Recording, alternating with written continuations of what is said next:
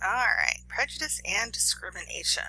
Let's talk about why that happens. And hey, spoiler alert, we're going to go all the way back to those Gestalt principles of proximity and similarity, all that stuff that I told you is going to start to lay the groundwork in our brain for things like prejudice and discrimination. All right, whoops. So prejudice are negative thoughts and feelings about a particular group. So for it to be prejudice, it has to be negative. All right, that's the key to it. And it's thoughts and feelings that you have about a particular group of people. And, it could be any group. You could be prejudiced against someone based on their racial background, religious background, the state they're from, the college they went to, the country they're from, whatever. But with prejudice, you say, this whole group I don't like for some reason. All right, and therefore, anyone who belongs to that group, I'm not going to like. So I'm going to prejudge everyone who belongs to this group. All right, that's what prejudice is. If you belong to this group, you are bad. There's something I don't like about you. Across the board, boom. So Gestalt principle, similarity, right? All of you are the same, right? And or proximity. All of you from this place are the same. Right? So I'm just going to kind of group you. And it's really, that makes life kind of easy, right? If I just go around thinking that all people from this part of town are bad, I don't really have to think about anything, right? It frees me up to, think about going to monster truck rallies. So with prejudice, we kind of default to that very basic of, I don't like this group for whatever reason, and therefore if you belong to this group, I don't like you. The end. Not going to try to get to like you, not going to learn more about you, I'm just going to keep that prejudice in place. And it's one of the reasons why it's hard to break a prejudice, is because you have to get that person to kind of unlock that part of their brain that they've kind of locked down and said, no, this whole group is bad. And prejudice can be, kind of innocuous as well, right? So you think about like the Oklahoma, UT, right, like fight every year at the Cotton Bowl, is that what it is? All right, and they're like, "Rrr, boo Oklahoma," or "boo Texas," and I have a prejudice, right? If you're a fan of this, then you're bad or you're wrong, right? But if you went to this school, then you're good. If you went to this school, then you're bad, right? So, and it's just saying that this group, whatever it may be, I don't like you for whatever the reason is. That's a prejudice. Discrimination is when you act on a prejudice. So it's when we treat others differently because of the prejudice. So prejudice is just a thought, right? It's just in my head. Discrimination, I then act on that, all right? I then start to do things saying, if you're part of this group, then I won't let you shop in my store, all right? Or I'm going to make a law saying that you're not allowed to do these things. Or I'm going to, not, try and make sure you don't buy a house in my neighborhood. All right, that's discrimination. Now, we can't do anything legally about prejudice. People are going to be prejudiced. People have a right to their thoughts. However, we can legally stop discrimination, right? We can pass laws that say you're not allowed to treat people differently because of their skin color or their religious background or their sexual orientation or gender identity. So we can do things to stop discrimination, but as far as, from a legal perspective, there's nothing we can do about prejudice. We can work towards breaking people's prejudices by, showing them that, okay, maybe you don't like this group of people, but why? Do you really think everyone that's this group of people, is bad? Right? After September 11th, everyone's like, oh, Muslims are terrorists. Like, really, all of them? That's a whole lot of people. Right? Are there some Muslims that are terrorists? Yes. Are most Muslims terrorists? No. Are there white people that are terrorists? Yes. Are all white people terrorists? No. All right? All of them. No. You know who 100% are terrorists? Terrorists. That's it. All right? But we had this idea that, this religion is bad, or people from this country are bad. Right? But if we then say, I'm not going to now let anyone from this country, immigrate to America, or I'm not going to let anyone that has this color skin, shop at my store. That's discrimination, and that's something that we can do something about. All right, so prejudice and discrimination come from this idea of in-groups and out-groups. Right, so your in-group are the groups that you belong to, right? The groups that you feel that you have participation in. And the out groups are anyone who's in a different group than you. All right, so we have all kinds of in groups. We have in groups with our family. All right, so maybe our family is our in group, and anyone who's not a member of our family is within the out group. Right? We can have in groups with our religion, with our nationality, with our culture, with our anything, with our sports groups, you name it, name a group. My group's better than your group. All right, and obviously my group is the right group because I'm in it. If I'm in the group, it must be the right group. Therefore, if you're not in my group, there's something wrong with you. Right? You're not as good as me. Right? Because only the best groups are the in groups. You're not in this group, well, you're an out group. Once we identify someone as an out group member, it's easier for us to have prejudice against them, and it's easier for us to discriminate against them because it's not affecting me. If it doesn't affect me, then I don't care, right? Kind of this lack of empathy that we show a lot of in human nature, in more countries so than others, that if you're of a different group than me, that anything bad that happens to you must be because you're in that group. And if only you had been in my group, things would have been better, right?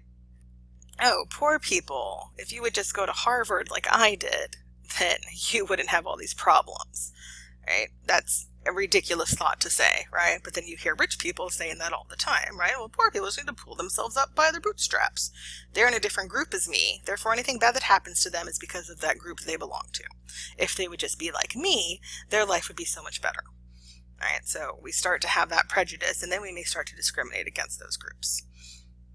We also will do scapegoating, and that pretty much is just blaming the people who aren't in our groups for what happens to them. Right? You're poor because you don't work hard enough. If you would just work harder, then you could be rich like me. All right? You're, unhappy because you're this religion. If you were just this other religion, then you would be, better off. All right, so I'm going to say anything bad that happens to you is because of the group you belong to. And I'm not going to take any responsibility for it happening. I'm not going to take responsibility for, helping to pass laws that discriminate against you or, being, protesting your right to do those things. Okay, that's not going to be on me. It's going to be your own fault. You just shouldn't be gay. If you weren't gay, these bad things wouldn't happen to you. All right, that's scapegoating. So with scapegoating and outgroups can come what's called a self-fulfilling prophecy. So if you're in an outgroup from society and you're scapegoated, you can start to have what we call these kind of self-fulfilling prophecies where what people say about you starts to become true because it's what everyone's ever told you would happen. So take, for example, again, like people who are low socioeconomic status, right? Some poor kids. And I'm a little poor kid and I live in a very low income area. And, all I see on TV is, in poor neighborhoods, I see people selling drugs, and on TV, that's what I see. And, I always see the people getting arrested on TV shows and on the news, and they're always, they look like me and they're from my neighborhood, and that's what I'm seeing. And that, I'm not like the rest of society where people, live in nicer homes and nicer areas. And then I go to my school, and my school is very run down, and my teachers don't really care about teaching, and I don't even have like up-to-date school books. And so I'm having, the world kind of telling me I don't matter. Right? And what I'm hearing constantly is, you'll just probably grow up to be you're just going to drop out of school, right? School doesn't matter. Why should I even bother teaching you? You're not even going to graduate from high school. You'll probably end up being a drug dealer. And I'm hearing this, and then I'm getting this message to me. And then I go to school where school isn't great.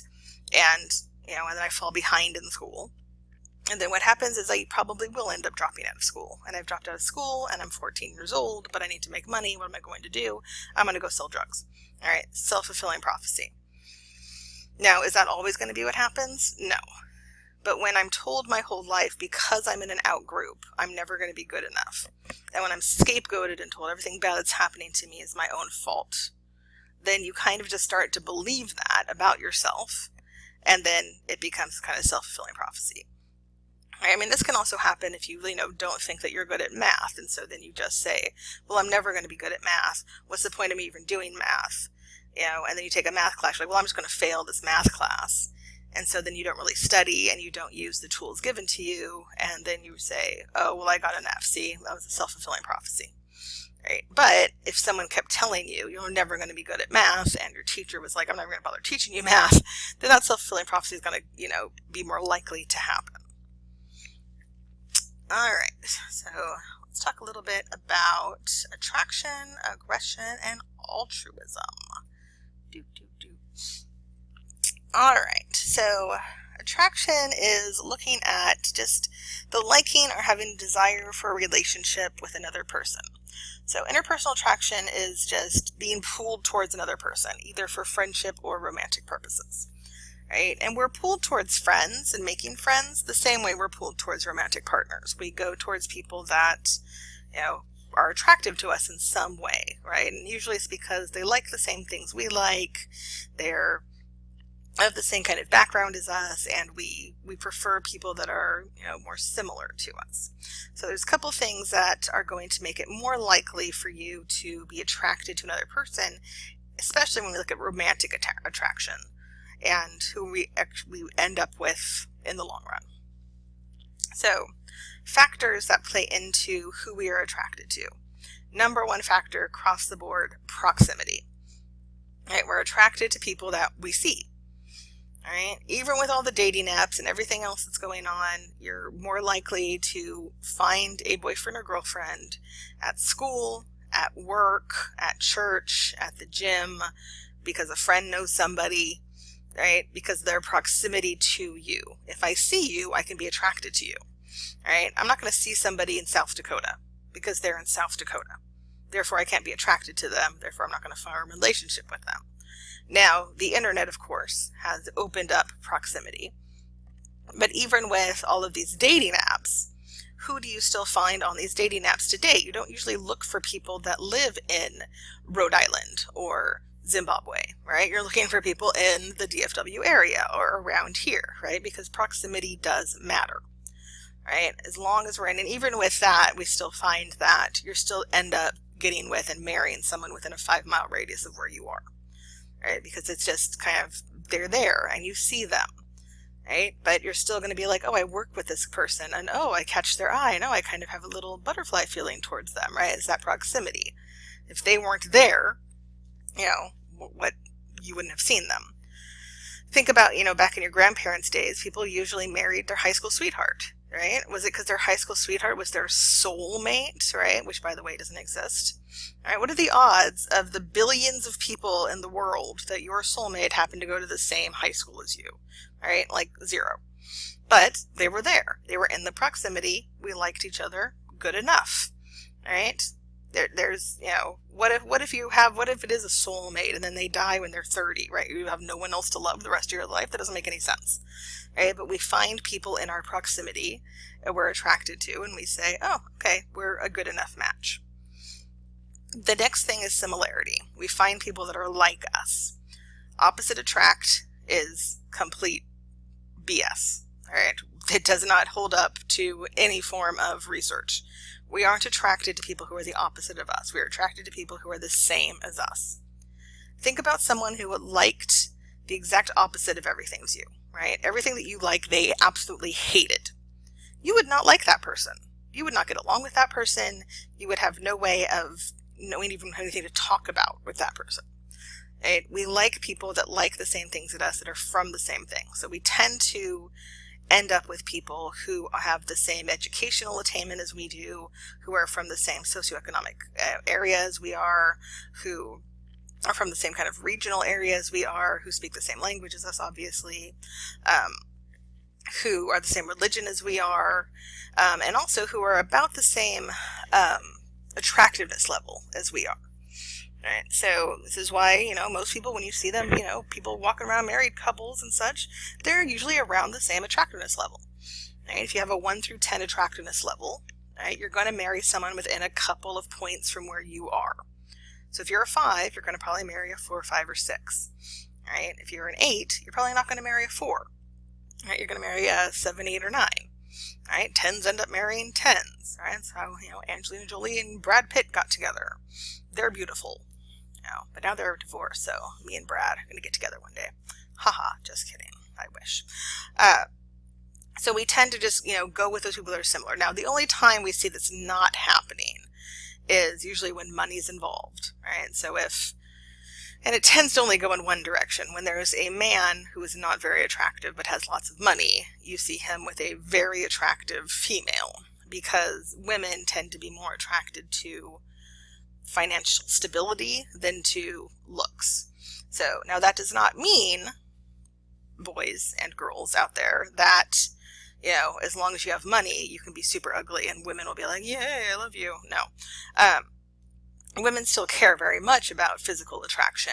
It's just that some women are more likely to put that aside if you can provide them with a better way of life due to the money that you make. And we rarely see that reverse happen. We rarely see a very unattractive woman with a very, very attractive man because she has money. Because if a woman has her own money and she doesn't really, she's not just like, oh yeah, I need, male arm candy going on. Wow, that was really loud. Sorry, guys. Yeah, we don't see it that very often. We see it more often with the not so attractive male. But similarity is very important. It plays a very large role in who we are with and who we want to be with for the rest of our lives, right? We kind of have to match up on these core things. And it's really what's most important to you similarity-wise, is what's important to you, that the person is of the same, cultural background as you. Then that's going to be something that's going to be kind of a deal breaker for you. Or maybe you're only going to date people that are of the same cultural background as you, or the same religious background, right? Things like that. So, a little story about this, where I don't end up looking that great in this story, but I don't care. So, back with the very first semester, I was working at Collin. I just moved to Texas, literally a couple of weeks before. I just moved to Texas from California. And I started teaching at Collin, and we did the icebreaker activity, when you guys had to get up and do the psychology bingo.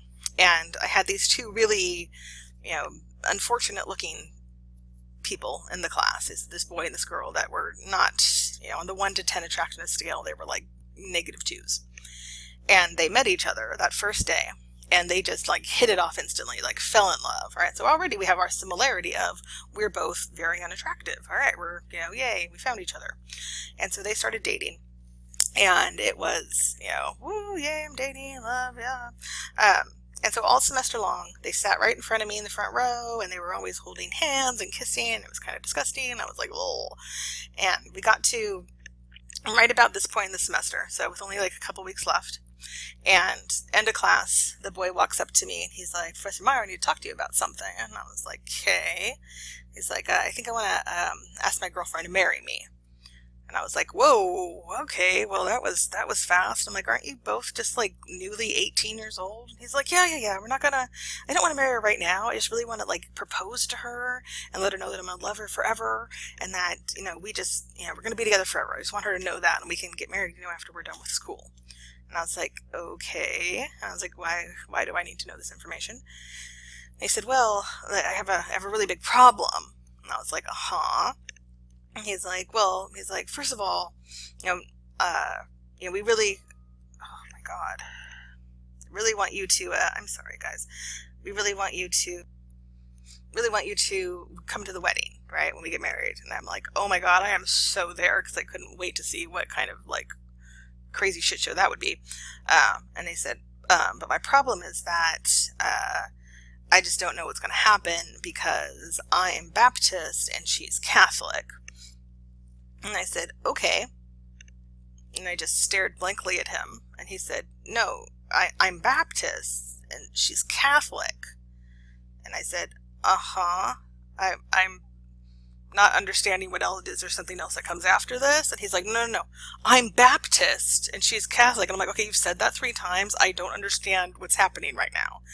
And he's like, oh, yeah, you're from California. Okay.